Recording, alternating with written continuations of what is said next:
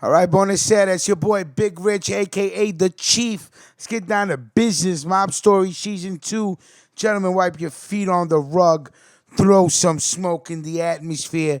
I'm smoking on a little bit of Gary Payton cookies. See if you could top that. Business time. Let's go. Anybody seen Detroit Siggy? Taps for an old school Gambino gangster with a golden rule. Admit nothing. Gambino soldier Riccardo, Richie, Cefalu. Anybody see Richie?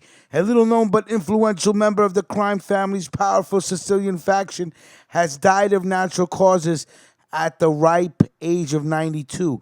Rest in peace. Also, I'd like to say rest in peace to Gary and Pasquale's mom. Passed away Wednesday. May you rest in peace. Cefalu, who died January 23rd and was laid to rest last week, was a very old-school wise guy who, despite his low-key profile, shared at least one trait with John Gotti, the late one-time swashbuckling Mafia boss who took over the Gambino crime family in 1985. Cefalu exuded the same give no quarter, acts for none mantra exposed by the Dapper Don. Espoused by the Dapper Don, who famously took his acting boss son, John A. Jr. Gotti, in a taped prison talk. If there was a church robbed and I had a steeple sticking out of my ass, I wouldn't tell them I did it. A dozen years before Gotti uttered those oft-quoted words to his son while he was serving life sentence behind bars, Cefalu hymned that same song very quietly in Brooklyn federal court in 1982. At the time, the feds had him dead to rights as he awaited a retrial on charges that he was the U.S. leader of the so-called Sicilian connection heroin ring.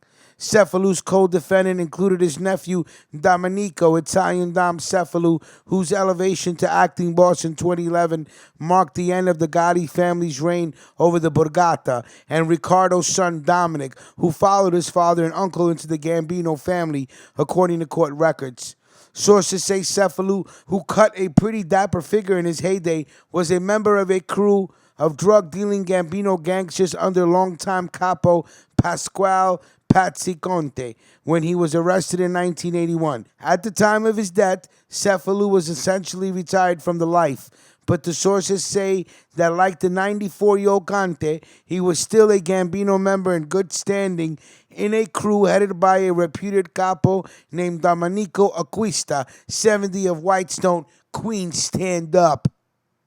In early 1982, Cefalu was virtually certain he and his cohorts would be found guilty at their second heroin trafficking trial for employing couriers from Belgium to smuggle $100 million worth of high-quality dope from Sicily into New York in 1979 and 1980, using routes throughout France and Switzerland.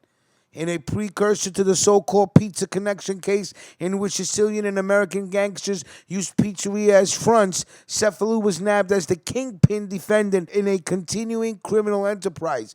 Indictment and detained on a record $10 million bail. Nephew Domenico was held on $5 million bail and his son Dominic on $2.5 million. Despite the mountain of evidence against him, Cefalu managed to puff off a pretty sweet deal for himself and his crew. He did so with the unwitting help of a 60-minute segment about heroin smuggling, along with some shrewd lawyering by his team of defense attorneys and the reluctance of the Brooklyn U.S. Attorney's Office to try the case all over again. The evidence was massive. The Cefalus and 8 other defendants had sat through 6 weeks of damning testimony in their 1981 trial while they were charged with smuggling 120 pounds of 90% pure Asian white heroin into New York. I'll say it again.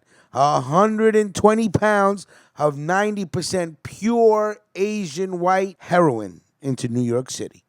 Their lawyers were advising them to take a plea deal rather than be convicted at a retrial and face double-digit prison terms and possible life sentences. But Cefalu, who had emigrated into the U.S. in 1965 and settled in Greenlawn, a hamlet on the North Shore of Long Island, where he still lived when he died, held fast.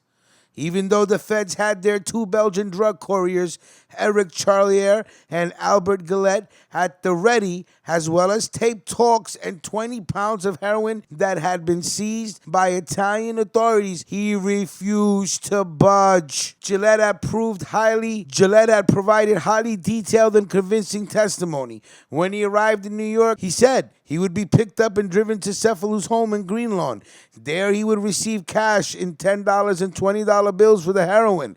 The heroin was in a false bottom suitcase that had been sprayed with perfume to ward off drug-sniffing dogs. It worked every time, he testified, recounting that police in Rome had only managed to find and seize the heroin that Cefalu had rejected as diluted, poor-quality junk, and he sent it back. On one trip, Gillette testified that Dominic, a Cefalu relative, brought bags with money and arranged the whole of it on top of the sofa, as we used to always, with two rows. There was 330,000, 350,000. I don't remember exactly. We counted it. He testified. A disgracia to this Belgium guy, right?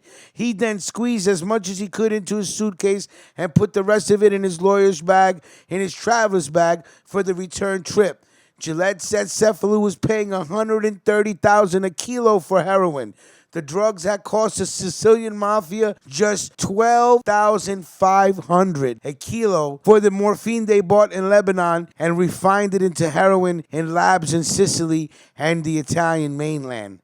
Jesus, 12.5 to 130. What a markup. Are you kidding me? Cefalu's lawyer, Mel Lebetkin, the KG Queen's attorney who was the model for the Klein the Lawyer character in Jimmy Breslin's columns, had wangled a mistrial after jurors saw a 60-minute segment about a Sicily to New York drug ring and mob murders in the city of Palermo on the night before summations were set to begin. Entitled Welcome to Palermo, the segment featured an ex-DEA agent who had worked in Italy discussing arrests in Sicily that involved heroin, the mafia, and murders. Judge Eugene Nickerson agreed that the similarity of the TV report to the trial testimony was too obvious to ignore and declared a mistrial. But there was no way that the Sicilian-born mobster was going to plead guilty or allow any of his 10 co-defendants to say they were guilty of anything. Riccardo wasn't pleading guilty no matter what, and what he said went, said a lawyer involved in the case, and there was no way he was going to let anyone say the word mafia or Cosa Nostra either. That's right, recalled Thomas Roth, the lead prosecutor in the case. Roth said that Ronald Fischetti, who was really the lead lawyer in the case, told me in no uncertain terms that no one was going to plead guilty. He suggested that it wasn't only coming from Riccardo, who was clearly the top guy in the case. It was bigger than Riccardo. The order came from Sicily. We realized we had to go to Plan B, said Roth. Not only couldn't they implicate anyone else in the crime, they weren't allowed to implicate themselves. Eventually, Roth and defense lawyers worked out a novel way to resolve the case that was satisfactory to all parties, including Cefalu and his New York crew of 8, as well as 2 Sicilian Mafia members from Palermo who were also nabbed in the case. The deal was this. The defendants agreed to a bench trial by Judge Nickerson. The evidence would consist of stipulated record of testimony, tape recording, and documents that were admitted into evidence at their mistrial. The agreement called for sentences of 11 years for Riccardo, 8 for Domenico, and 7 for Dominic if the judge convicted them based on the stipulated evidence, which was a foregone conclusion. You can't call it a plea bargaining arrangement because there was no plea. Roth's boss told the U.S. Attorney's Office, Victor Rocco, told New York Times reporter Joseph Fried in March of 1982. In effect, we agreed to sentences, and they agreed to waive a jury trial. The rule that Cefalu and his co-defendants refused to break is the same John Gotti rule that Gene Gotti and John Carnegie adhered to when they went to trial for drug trafficking in 1989 and were sentenced to 50 years. But it's also a rule that many Gambinos ignored in the early 1990s after underboss Salvatore Sammy the Bull Gravano flipped and the Dapper Don was convicted and sentenced to life without parole. Riccardo Cefalu was released from prison on New Year's Eve of 1987. At that time, defendants charged in pre-1984 indictments maxed out after serving two-thirds of their sentence. He never had any problems with the law following his release. Domenico Cefalu, who served 5 years behind bars for his 1982 drug conviction, wasn't so lucky. He also was apparently not pressured by the same old school rules, no plea bargains.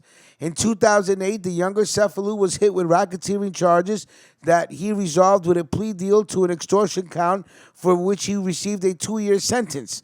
In 2011, Domenico, now 73, was named acting boss, a position which some sources is now held by fellow Sicilian faction wise guy Lorenzo Mannino. In 2011, Riccardo's son Dominic, who was identified in court papers as a Gambino capo, and his brother Joseph were hit with racketeering and loan sharking charges. They also cut plea deals that allowed for prison terms even sweeter than their father and his cohorts received in 1982. Dominic's plea deal called for a minimum sentence of 27 months. Joseph's lowball numbers were 18 months. They did even better on sentencing day. Each received no jail time of supervised release, which they completed without incident. Scores of friends and relatives paid their final respects to Cefalu and voiced their condolences to Jean, his wife of more than 60 years, last week at a one-day wake at the Brudgman Funeral Home in East Northport. The next day, Cefalu was laid to rest at St. Charles Cemetery in East Farmingdale following a funeral mass at St. Francis of Assisi Church in Greenlawn. So rest in peace to Riccardo Cefalu, and of course rest in peace to Gary and Pasquale's mom. Our condolences to you guys, all right? Salute. Everybody have a good night. We'll talk soon. Mob Story Season 2.